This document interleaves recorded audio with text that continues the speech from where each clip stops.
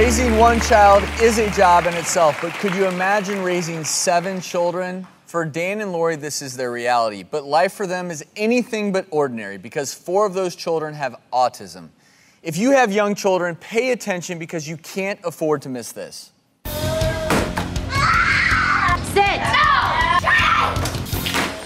No! You eating, Mitch? My husband and I wanted a big family. We ended up having 7 kids. What we really didn't plan on was having 4 of the kids diagnosed with autism. It was terrible. It's like I failed the kids somehow. Mitchell's the oldest. He's 10. He gets very anxious and gets very emotional very easily. Alex wears Halloween costumes around the house. He's very destructive in the home. Most of that is just because he gets mad, can't control it, tantrums. No. Danielle has really made a lot of progress in the last year. She's starting to talk more.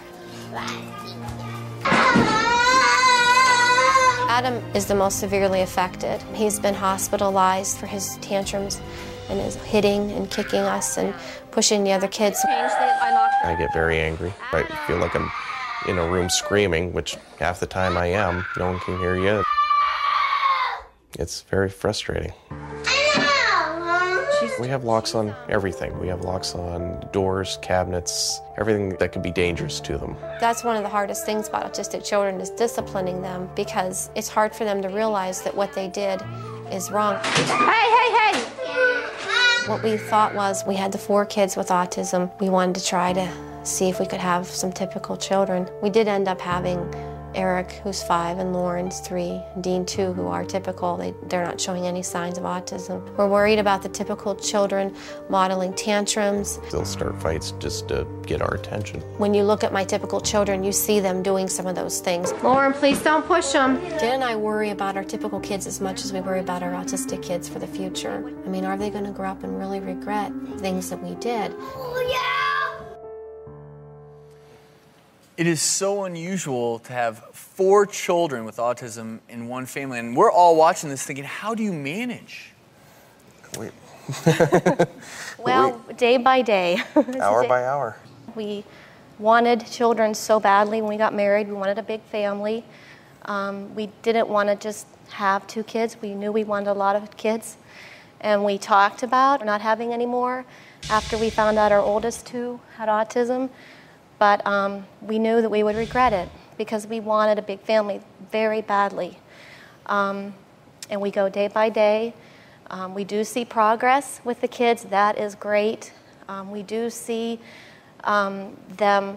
things work, and that's what keeps us going. Jim, give us some info on autism, some statistics. And it is the #1 growing developmental disability. Over 1 million Americans now have been diagnosed with autism, and at this point, about 1 in 150 kids will eventually develop autism, and it's really, really scary because we still don't know exactly why they're getting it, what's going on.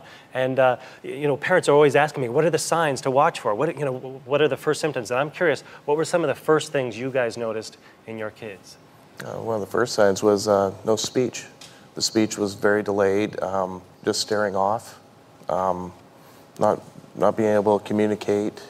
My oldest son, if you asked him, what did you do today, he wasn't able to tell you.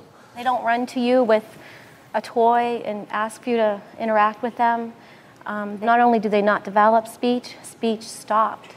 With our 9-year-old, speech stopped. He just stopped talking, started running away from us, started getting out of the house. With our daughter, her personality totally changed. She was this bubbly, happy, social baby. She became sitting in a corner, throwing toys in the air, ignoring us. There were definite personality, total changes in who they were. Yeah, that's one of the big signs is, social changes in their social interaction, lack of eye contact. These kids seem like they're in their own world. They don't want to play with other kids. What ages are we talking about here? Is there a common age, Jim, when this happens, or a common age for all your kids when this happens? Usually you're starting to see signs before age 3, sometimes 18 months. Right, 18 months, age 1, even sometimes earlier. That you see a change in verbal skills too. They either don't learn to talk by the right ages, or they regress, they stop talking. And that's a big thing for parents to watch for. Also, these repetitive behaviors that we see, the hand flapping. Some kids are obsessed with watching the ceiling fan or anything else that spins. They won't play with toys the normal way. They don't have an imagination. They won't do a tea party with a tea set. Right, they won't take their trucks and go right. broom, They won't broom. zoom around with them. They'll sit there and spin the wheels and be obsessed with the spinning wheels, or they'll line them up. A lot of these behaviors are kind of typical in typical kids too, and that's sometimes the confusing thing.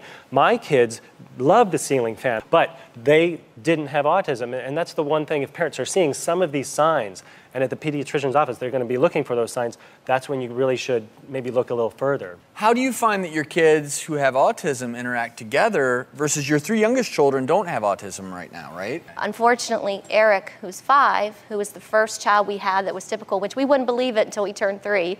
We didn't feel safe.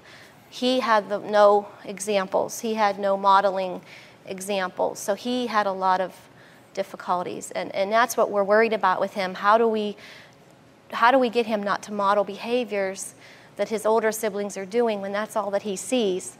That's where you guys come in, modeling the good behavior. The schools, their friends outside of the home, that's where they're going to really see how they should behave. They're going to be okay, the younger kids. I know, I've seen it. They're not going to be throwing tantrums and jumping out windows. Because they have. They can't afford it. Yeah, exactly. $300 for a new window. And we're not sure when to tell the 5, 4, and 3-year-old. When do we tell them that his older brother isn't typical? I mean, how do we approach Tell them it? right now. They're old enough. They're living in it. They'll get it. Well, one of the things that we're going to talk about when we come back is autism hereditary, or is it caused by environmental factors like vaccines or maybe even pollution? And most importantly, is there anything parents and doctors can do to recognize symptoms earlier in order to minimize the long-term effects? Up next, we'll find out why this question is more important than ever to Dan and Lori. We